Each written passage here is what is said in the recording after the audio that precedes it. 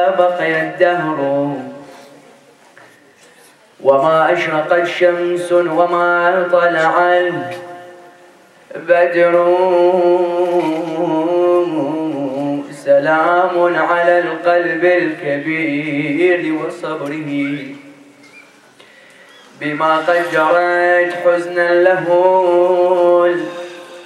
الأدمع الحمر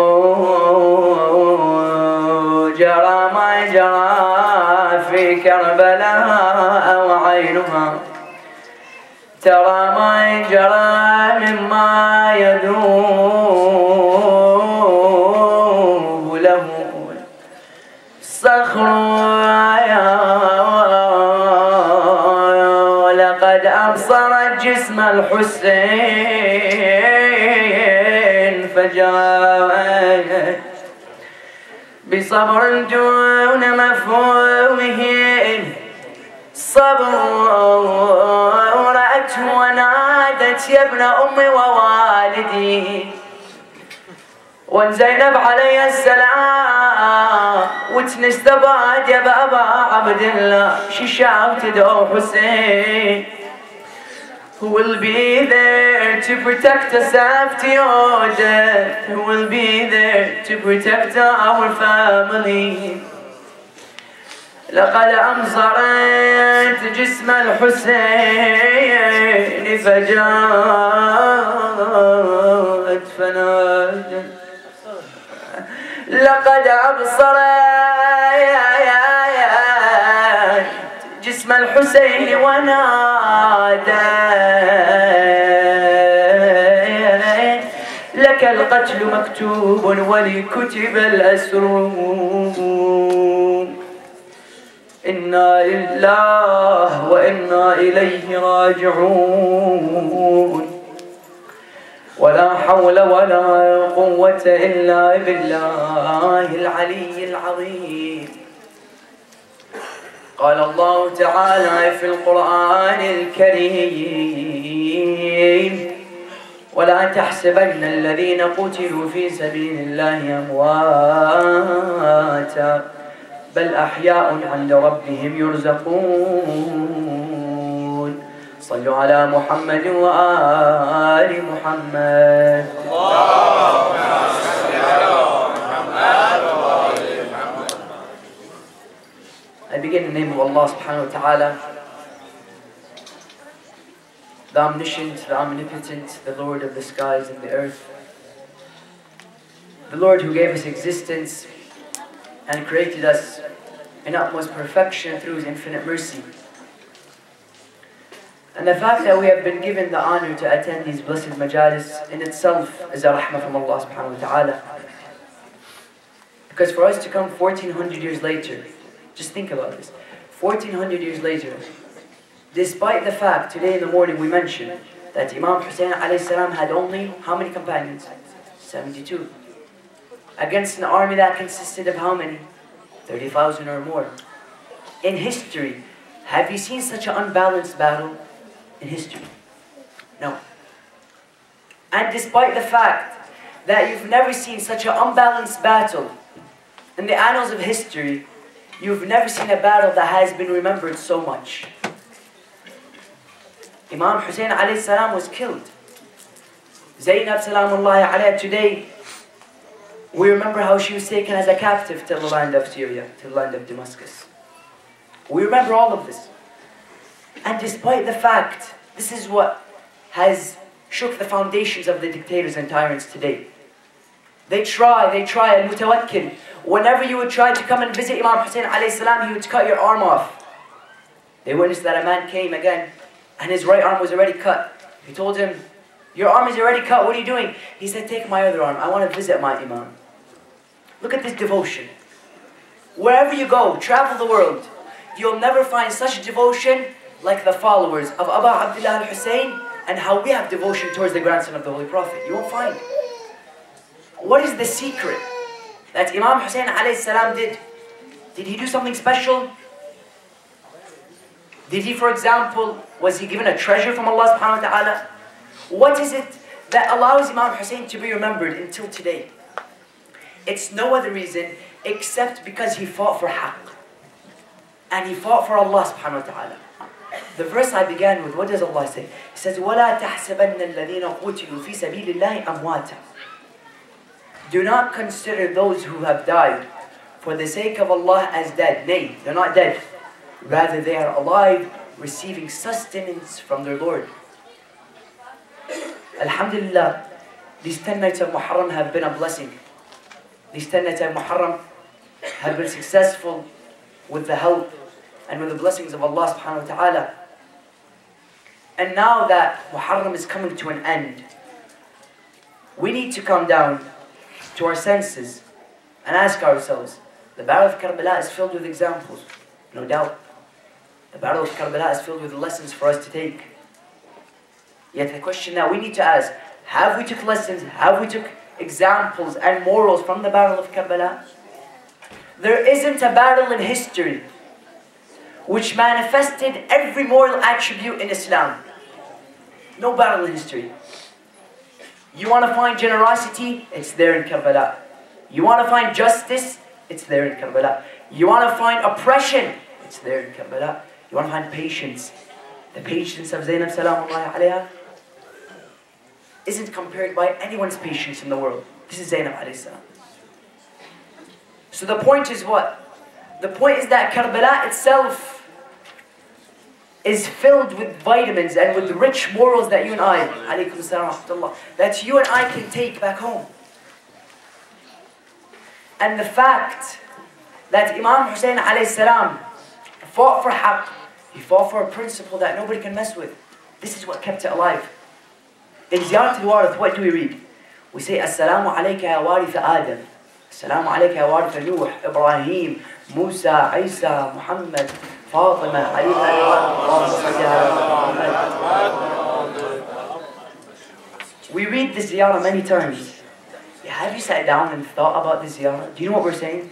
We're saying, peace be upon you, O Imam Hussein, O the inheritor of Adam, O the inheritor of Musa, O the inheritor of Isa, O the inheritor of the Holy Prophet, of Amir al-Mu'mineen, of Fatima alayhi salam. Imam Abu Abdullah al-Hussein on the 10th of Muharram wasn't simply the grandson of the Holy Prophet. According to this ziyarah, Ziyarat al-Warith, it's exemplifying that Imam Hussein alayhi salam represented Adam. He inherited something from Adam, for sure, no doubt. The ziyarah says, Assalamu alayka ya warith Adam, Safwatillah. He inherited something from Nuh, inherited something from Musa, from Isa. The greatest prophets have been manifested in Imam al-Hussein alayhi salam. When somebody comes and questions you, he tells you, why are you still remembering somebody that died 1400 years ago? Why? Many of our youth here, mashallah, it's filled with youth. This is beautiful. You won't find anything more beautiful other than youth who have come and sacrificed time to remember Allah subhanahu wa ta'ala. As youth, and speaking from a youth's perspective, Muharram is the most excellent of ways to charge our hearts. Muharram and Ramadan are what? Islam is the only religion that has been beautifully set and beautifully programmed to constantly charge your heart. Because the minute you neglect Islam, the minute you forget Allah, our heart goes into a state which you call ghafla, heedlessness. Now people may ask, how does one lead to ghafla? You lead to ghafla by lack of remembrance of Allah subhanahu wa ta'ala. By constant love and entertainment from this world. Notice what Allah subhanahu wa ta'ala tells Musa. He tells him, إِيَّاكَ وَطُولَ الْأَمَلِ. He says, beware from having everlasting hope. What does it mean to have everlasting hope? Sometimes, it's the most simple of concepts.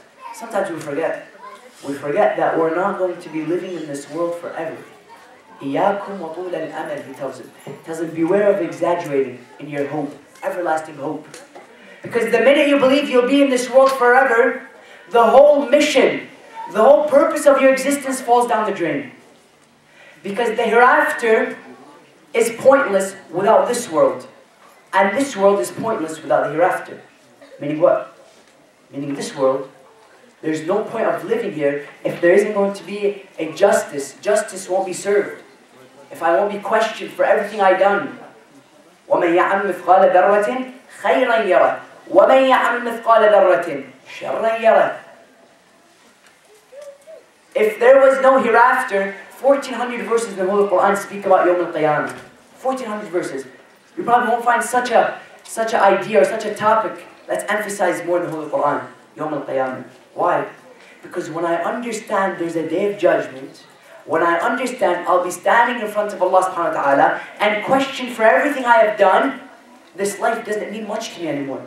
Notice Imam Hussein alayhi salam. Notice everything we speak about can be brought back to Imam Hussein alayhi salam. It can be linked back to him because he manifested the morals of Islam in Karbalaa. Karbalaa is a template for all of us. Any problem you're facing, go to Karbalaa, you'll find the solution. Any problem. Justice, tyranny, oppression, fairness, mercy, rahmah, everything has been encapsulated in Karbalaa. So notice that Imam Hussein alayhi salam in Karbalaa, he exemplified everything so that we can constantly go back to this battle. So when I'm reading the ziyarah and I say, Assalamu alayka ya warith Adam, ya warith Musa, warith Isa, O inheritor of the greatest prophets, all have been manifested in Imam Hussein alayhi salam. And that's why, interestingly, you find that every single prophet, every prophet, the greatest of prophets to the smallest of prophets, would ask Allah subhanahu wa ta'ala through Imam Hussein alayhi salam. Notice Yunus. Yunus was in the whale, in the belly of the whale. He asked Allah through the family of the Prophet to save me. Notice Zakaria. He wanted a son. He said, Oh Allah, grant me a son like the son of Amir al-Mu'mineen. Notice. Ibrahim. He asks Allah to save him through the Holy Prophet. Yusuf. When Yusuf was thrown in the well, he asked Allah through Muhammad and his family to save him. Why? The question is why? They lived thousands of years before. Why does it matter if they're asking Allah through the Holy Prophet and his progeny? Do you know why? Because they tell him, Oh Allah, we are nothing but preparations for the Holy Prophet. So if we cease to exist, if you don't save us, we won't be able to pass on the mission and the message to Muhammad and his family.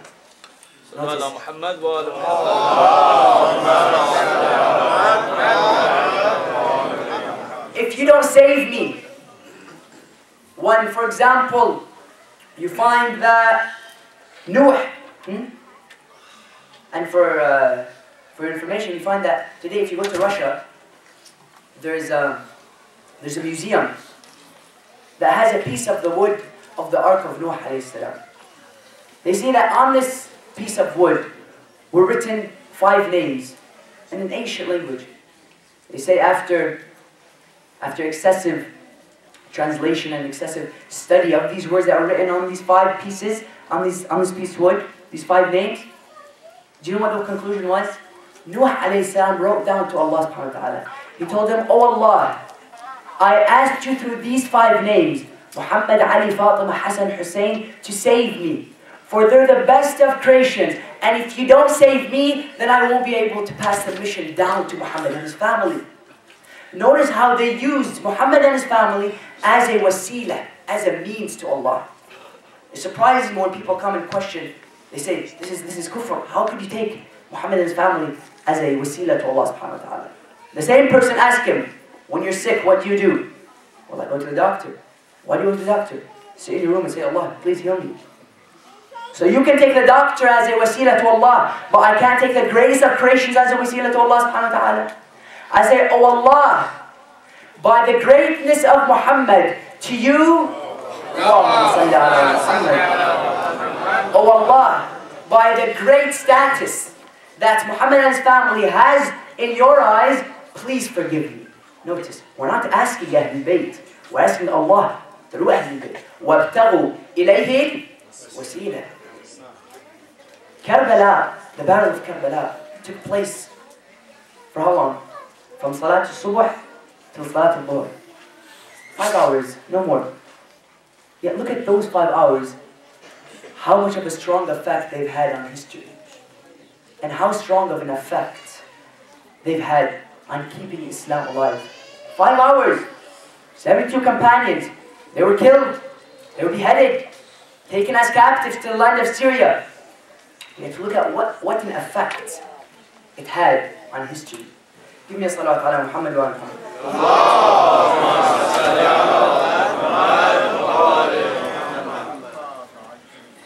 When Imam Amir al-Mu'mineen alayhi salam was heading towards the battlefield, what did Rasulullah say? He said, ظَهَرَ الْإِيمَانُ كُلُّهُ لِلْكُفْرِ كُلُّهُ. He said, complete iman, complete faith, has just walked onto the battlefield to fight complete kufr. How is it that Imam Amir al-Mu'mineen alayhi salam was able to represent complete iman? Do you know why? Because he had a mission. Just like Imam Hussein alayhi salam. It's a very simple concept, but once you put it into consideration, everything becomes clear in front of you.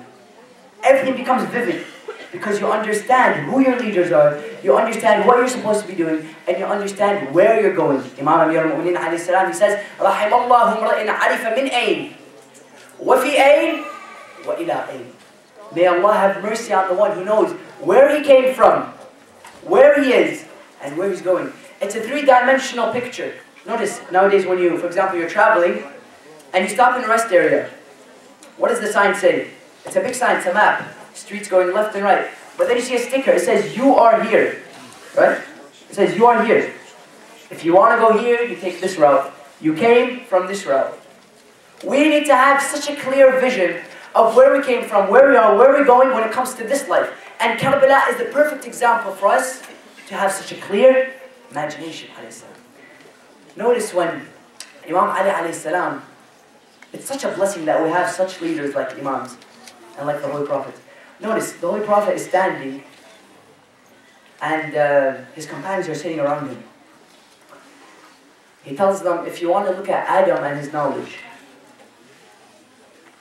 if you want to look at Adam and his knowledge, Nuh and his understanding, Musa and his intimate prayers, Isa and his asceticism, Yusuf and his beauty, Ayyub and his patience. He says, then look at the man who shall pass by, who is like the sun and star in radiance, and like the moon shining bright. They turn around to see who's passing by, and it's no other than Ali ibn Abi Talib passing by. Notice, Musa, Isa, Ibrahim, Nuh, Ayyub, the greatest of prophets, all have been encapsulated in who? In Amir al-Mu'mineen alayhi salam. That's why when I come on this pulpit, or a Shi'i in general comes and praises Ahlul Bayt, and emphasizes his love to Ahlul Bayt, I'm not simply loving a few individuals, no. I'm emphasizing that I love the prophets who came before him. It's a big difference between loving an individual and loving a human for who he was, first principle. When I come and say I love Ahlul Bayt, I need to act like I love them. Why? Because the only way I can show I love Ahlul Bayt is through my actions. For example, Muharram tonight was excellent. You see the people, they're mourning. People are grievous. They're wearing black, hitting their chest. Yet Muharram is nothing but a charger to the soul to keep you going for the rest of the year. Many of us come to Muharram, we come to Ramadan, and then we never come back to the mosque. This is a problem. Because Muharram is supposed to charge this dead battery in your heart. It's supposed to charge it for the rest of the year. فَتَزَوَّدُوا فَإِنَّ خَيْرَ الزَّادِ التَّقْوَى. And I urge all of the youth, and I urge all of the younger ones, to keep attending the masajid. Because the minute, especially in a corrupted environment like this, the minute you separate, the minute you segregate from Islam, from Allah subhanahu wa ta'ala, your heart becomes dead. Do you know what it means for your heart to become dead? You lose humanity. You lose the very fact that you're a human being. Because it's Iman that keeps my heart alive. It's Iman that keeps my heart flourished. So, we ask Allah subhanahu wa ta'ala. Today, as you know, Zainab alayhi salam has become an orphan. She has become a yatima. She has become Ghariba. Shami Ghariban. Meaning what? She became Ghariba. She became alone. Yet did she lose her patience? Zainab is an example for all the females sitting there in the back. Zainab alayhi salam, she was tortured. She was oppressed. She was taken as a captive. She still didn't forget Allah. She still had Allah on the top of her head, to the extent where she's sitting in the castle of Yazid, after her brother was beheaded in front of her eyes, after Al-Abbas's hands were decapitated right in front of her. Yazid asks her, are you happy with what Allah has done to you? Did she say, man, I can't believe this happened. I can't believe my brother was just killed. She says, مَا رَأَيْتُ مِنْهُ إِلَّا جَمِيلًا. I haven't seen anything from him except beauty. Zainab, your brother was just killed. Imam Hussein was just beheaded in front of your eyes. What do you mean, مَا رَأَيْتُ مِنْهُ إِلَّا جَمِيلًا? She says, I have trust in Allah. And when you have trust in Allah, the world can be against you. The world can be against you. Yet you still stand firm in your decision because you know Allah is on your side. This is Imam Hussein alayhi salam. The world was against him. Today the world is against the Muslims. Why? Because they still have been able to maintain haqq. They still have been able to maintain this principle, which is called Tawheed. Inna ad-deena 'inda Allah al-Islam. Alaykum as-salam. I cry for Imam Hussein alayhi salam because I want to take him as an example. Please, brothers and sisters, I urge you, let us not leave Muharram. Today's the last day. Let us not leave these 10 nights without trying to make an effort to make ourselves better human beings. And I point fingers at myself first, being the worst of you here. Let us not keep Ahlul Bayt alayhi salam like a segregated part of our lives. Because one of the biggest problems that we have today in our societies is that we believe Imam Hussein is exclusive, just for the Muslims, or just for the Shia. You put him in a golden box. Whenever you want to cry, whenever you want to hit your chest, you go and look at this box. You cry, and the minute you leave it, you forget everything. You forget Imam Hussein, you forget Ahlul Bayt. No. How much Muslims do we have? 500 million. Max. Actually, 1 billion.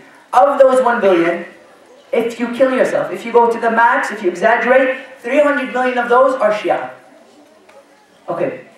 So on the Day of Judgment, the rest of the world is going to be able to tell Allah, okay, you have 300 million Shia. So how about the other 4.whatever billion? What are they supposed to be doing? Are they supposed to be learning about Islam too? They'll tell Allah, Allah, we didn't hear anything about Imam Hussein. When people come and question the justice of Allah, why did He create somebody short? Why did He give somebody more money than somebody else? Why does somebody have better looks than somebody else? Even though beauty is something relative. Allah says it's so that the rich can help the poor. And so that the fortunate can help the unfortunate. Likewise, when I carry this banner of La ilaha illallah, I'm carrying a message. I'm carrying a treasure with me. It's my duty to go out to the rest of the world and teach him about Hussein ibn Ali alayhi salam. Because the minute the world knows who Hussein is, you find there's no more oppression. There's no more greed. Today greed is killing society. Economy, why? Gas prices skyrocketing. Greed. Everything is for me. Imam Hussein alayhi salam came and said, regard everyone, lastly yourself. He's crying for the enemies. Have you seen anybody cry for your enemies? Nowadays he puts a scratch on you. He's your arch enemy, that's it. Imam Hussein is crying for his enemies. Think about this. And the fact that he has this sincerity, this devotion to Allah subhanahu wa ta'ala is why we're remembering it today. Have sincerity in your action. Do nothing except for the sake of Allah subhanahu wa ta'ala. It's a very simple concept, but once you put them intact, you'll find everything becomes clear. Therefore, when we leave these 10 nights, my dear brothers and sisters, I urge you to take Ahlul Bayt as examples. You're in your school, carry the banner of La ilaha illallah. This hijab is feared by the oppressors. It's feared by the tyrants. Why? Not simply because it's a cloth. Otherwise, Mary wore a hijab. You have nuns, nobody says anything. Take off your scarf. No. It's because this veil represents Islam. This veil is representing La ilaha illallah. I'm walking in the street, nobody knows I'm a Muslim. Nobody knows. Yet when I have this veil on my head, I'm carrying a red flag telling everybody, I'm a Muslim, watch out. I'm a Muslim. I'm representing Allah subhanahu wa ta'ala. I'm taking Fatima as an example. We shed tears for Imam Hussein alayhi salam. Why? We shed tears for Zainab. If we really loved Zainab, just imagine this. You're standing there on the Day of Judgment. Your love to Ahlul Bayt will be there to help you. If you love them through your actions. The shafa'ah is a blessing from Allah subhanahu wa ta'ala. And Zainab alayhi salam will go back to her. No matter how much you stress on the character and on the individual of this immaculate personality, you'll never cease to lack description and lack her favors and her values and her morality. This hijab, maintain it, my dear sisters. For my brothers as well, قُلْ لِلْمُؤْمِنِينَ يَغُضُّ مِنْ أَبْصَارِهِمْ. The first verse that came down for hijab wasn't for the women, by the way. It's for the men. Because if there was no command, if there was no demand, there'd be no supply. قُلْ لِلْمُؤْمِنِينَ يَغُضُّ مِنْ أَبْصَارِهِمْ وَيَحْفَظُ فُرُوجَهُمْ. And cover their private parts. ذَلِكَ أَزْكَى لَهُمْ. That is better for them. Because when I'm walking and I see a human being and I objectify him, I'm not harming them. I'm stripping my own self of my own humanity. Zainab alayhi salam maintained her physical hijab. And she maintained her social hijab as well.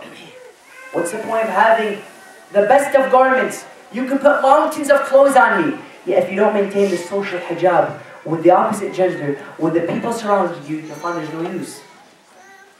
Likewise, there's no point of knowing your limits with society, with the opposite gender, and not wearing this. Why? Because this hijab represents Islam. This hijab represents Allah subhanahu wa ta'ala. And I mentioned this, I believe on the 4th night, when I gave the presentation about hijab. You find that there's an irony in our communities nowadays. These are issues, they may be touchy, they may be sensitive, but they're vital to be mentioned. Because if Karbalaa, if in the time of Karbalaa you don't remember such issues, then tell me, when will you remember them? Zainab alayhi salam comes to emphasize on the concept of hijab. Imam is dead. Imam is laying there on the ground with arrows in his body, with blood covering him. Once he hears that shimmer, and Umar ibn Sa'ad wanted to rip the hijab off the ladies, instantly he stood up. So Sukaina alayhi salam runs to the body of Abu Abdullah al-Hussein. She runs to his body. Just imagine this. She runs to his body. The first thing she tells him is what? She tells him, Father, they ripped off this hijab off our head. Sukaina, tell him they burnt the tents. Sukaina, tell her that you've been oppressed, they stole your material. No way, hijab. Because you've emphasized ever since we were children on this hijab, we strive to maintain it as Muslimin. We strive to maintain it. And despite the fact that Zainab alayhi salam was able to maintain this hijab of hers, what do you find? You find that the enemies of Allah wanted to oppress her. She said, you're maintaining something that's keeping Islam alive, and we're against Islam, so we're going to have to rip this off your head. She's taken as a captive. She's taken as a slave. From the greatest strange incidents that take place in history is that the daughter of Amir al-Mu'mineen, Ali ibn Abi Talib, is taken as a captive. This is the same lady that would be protected day and night, to the extent where the Abbas and al-Hussein wouldn't even let her shadow from being shown to the people. This same lady today is being taken by chains to the land of Syria, to Damascus, to Yazid la'natullahi alayh. And that's why you find Imam Sahib al-Asr wa Zaman narrates beautifully the incident of Karbalaa, and I quote, he says, بَرَزْنَا النِّسَاءَ مِنَ الْخُدُورِ ناشرات الشعور على الخدود العظمات. This is Imam Mehdi explaining to us the incident of Karbalaa. برزنا النساء من الخدور ناشرات الشعور على الخدود العظمات للوجوه سافرات وبالعويل داعيات وبعد العز مذلات. After they were honored, after they were exalted, they're now degraded, being treated as the worst of the worst. وهو ملقا على وجه الأرض والدم يجري من جسده. We find that after the death of Imam Hussein alayhi salam, the horse comes back to the tents of Zainab and to the tents of the orphans of Karbalaa. Zainab and the ladies notice that there's no rider to mount this horse. They ask him, you have come alone. Is there anybody there with you? The horse moves his head in such a way, telling him, follow me, I'll take you to the body of the one that you want. They follow the horse and it takes them to a decapitated body. It takes them to a body whose head has been severed. Sukaina alayha salam instantly falls on the body of Hussein. Today's the last night, my dear brothers and sisters. Make an oath with Abu Abdullah al-Hussein. I'm shedding tears for you because I love you. And because I love you, I want to be like you. Sukaina alayhi salam falls onto the body of Abu Abdullah al-Hussein. Zainab as well as Sukaina falls onto the body, and they begin to complain to him left, right and center. They tell him, oh Abu Abdullah, you are the one who would protect us. Who is there to protect us now after your death? فواحدة تحنو عليه تشمه وأخرى عليه بالرداء تظلل وأخرى بفيض الناح تصبغ شعرها وأخرى تفديه وأخرى تقبله. They cry in the body of Abu Abdullah al-Hussein when all of the family members of Hussein are killed. And the night covers the sands of Karbalaa. Zainab is there now, alone in the tents, no one to protect her. This is the daughter of Ali ibn Abi Talib. This is the same lady who represented an icon of patience, an icon of Iman. Today she is left alone in the tents, no one there to protect her. All of a sudden, Zainab alayhi salam, she sees a shadow coming near to her. She says, oh, whoever you are, they have already taken everything from us. They have stolen our earrings, even from our ears. They have pierced them, they have taken them away. They have stolen our material, they have killed our protector Hussein. What do you want from us? The shadow keeps on coming closer to Zainab alayhi salam. She keeps on pleading him, telling him, do not hurt us. The shadow instantly speaks to Zainab, telling her, oh Zainab, no one is going to hurt you. I am your father, Ali. I am your father, Ali ibn Abi Talib. No one is there to hurt you. She tells her father, where were you? Do you know what they did to Abu Abdullah? Do you know what they did to us? Where were you? Why weren't you there to protect us? ساعد الله قلبك يا زينب. After they were taken as captives to the land of Sham, you find that Imam Zayn al-Abidin alayhi salam would walk around in the land of Syria until he went into a market. In this market, he noticed that the butcher was killing a sheep. He told him, oh butcher, did you give this sheep water before you killed it? He said, yes, I did. Imam Zayn al-Abidin goes on to the side and begins to cry heavily. The man comes to him, he tells him, Ya ibn Rasulullah, did I say anything offensive? Did I do anything wrong? He told him, no, oh butcher. What surprises me is that the sheep is given water before it is killed.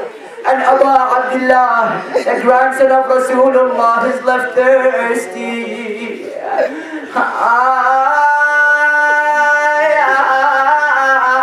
وداوي القلب شاجر على ابن أمي وداوي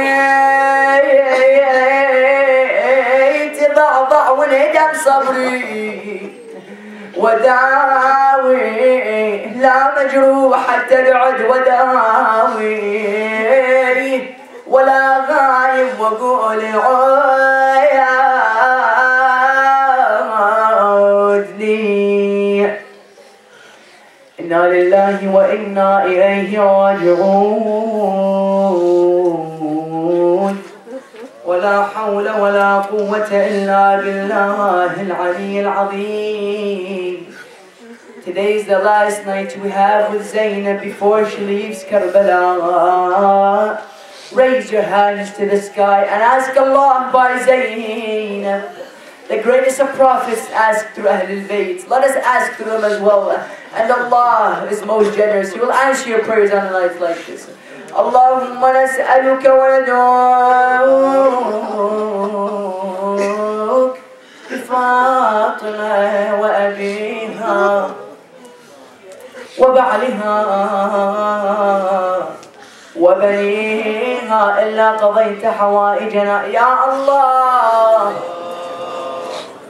يا الله يا الله يا الله يا الله يا الله يا الله يا الله يا الله يا الله يا الله.